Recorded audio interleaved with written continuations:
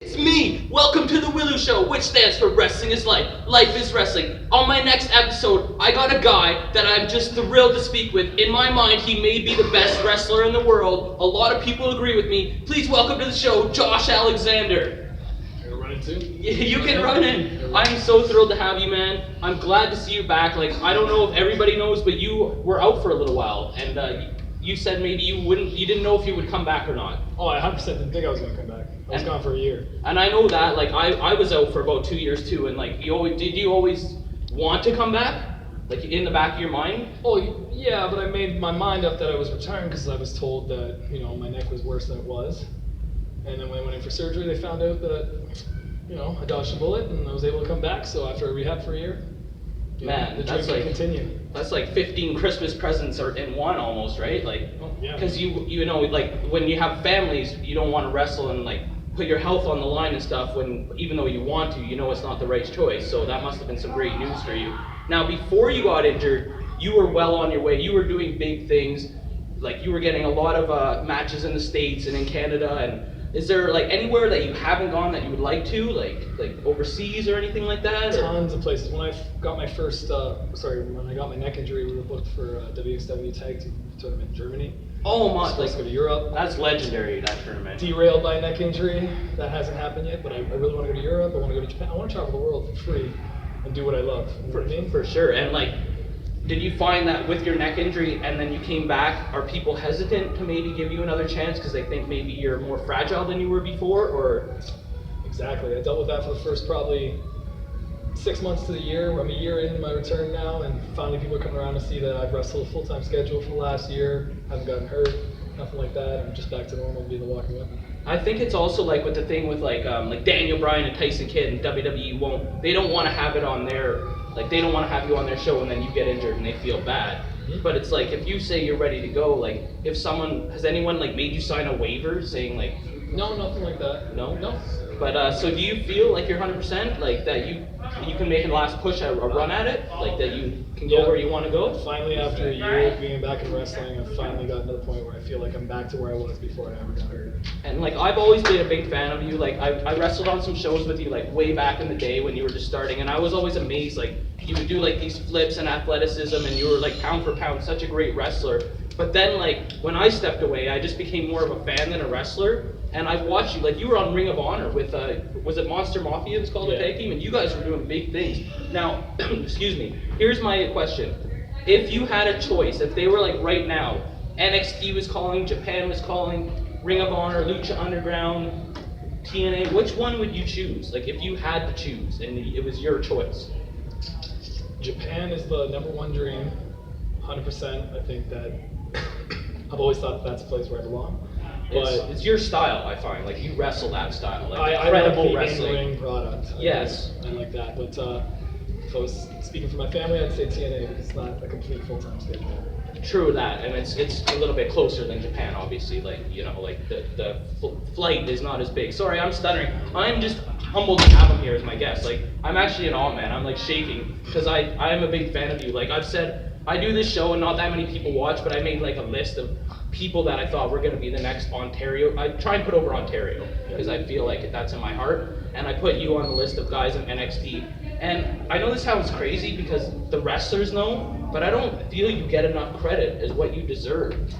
So what do you think you can do everyone has a little bit of haters. How can you prove the doubters wrong in your mind? What do you do to go out there and show them they shouldn't have slept on this guy? I have no idea. I haven't really thought about that.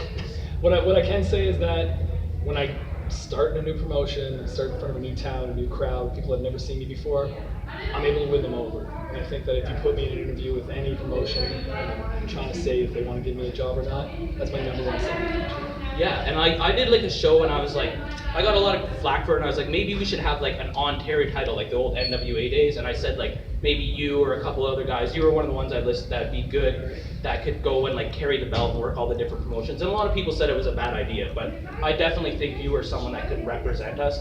And also whenever someone does go and get signed to some of those bigger companies, then everyone's jumping on the bandwagon. A lot of people already are, but then they're oh, I remember I wrestled him back in the day, and then now they're friends. Why don't people support each other when they're making the journey instead of all of a sudden now it's like they want to jump on the bandwagon when they make the destination. Well, something I found is that if you're like, when I was 6 or 7 years in, people wanted to hop on my bandwagon because, oh, that guy might be the next guy. I want to say that I was a fan of that guy before you. Exactly. You know what I mean? Yeah. But now I'm 12 years in. I've been to places and I haven't got the contract and I've got hurt and now I'm back. So they're kind of hesitant to jump on the bandwagon now because I've been around, they've been on that bandwagon, they hopped off because I was the guy, right? Now it's all about the new up and coming guys. People's attention span for professional wrestling fans is very small. And do you do you agree or disagree? Are wrestlers haters of other wrestlers? Like, are we all jealous of each other, or do you find a lot of people are positive? Personally, I'm positive. I keep positive people around me. I don't like the negativity because, you know what, we all have to work together, but, you know, there's some negative moments. There's some people I meet that are complete, Not your favorite people. not my favorite people, that's the way to put it. And I just don't like less than desirable individuals. I like genuine people. Yeah, But and that's going to be in anything. when you came back, did you change anything different about your wrestling style than before you got injured? Yeah, I did. Yeah. I was a lot more careful, I guess, with my body. I was a very reckless professional wrestler. Yeah, you just went for it. 9 years. I just wanted to, I'd take the biggest bump if I thought it was going to get me exposure, all this Oh, I other know stuff. that. And quite frankly, I was invincible for 9 years until I got that first injury. Now, just turned 30 years old a few days ago. I feel everything, so. True enough. And like, for me personally, I got injured. I had to take 2 years off, and then I also had like family drama and stuff. So it was wise to me to step away. And I felt stepping away, I learned more about myself than I did. Did you find that for you too? Like, not just your wrestling style, but just like how you conducted yourself, anything like that? Did you learn anything by not wrestling? Tons of time on my own for self-reflection. Tons of time, even at shows, watching other people wrestle. And when I watch other people wrestle, I put myself in that situation. I say, what would I do there? And why would I do it? So yeah, it was definitely a great learning experience. I'm fortunate to have that year off.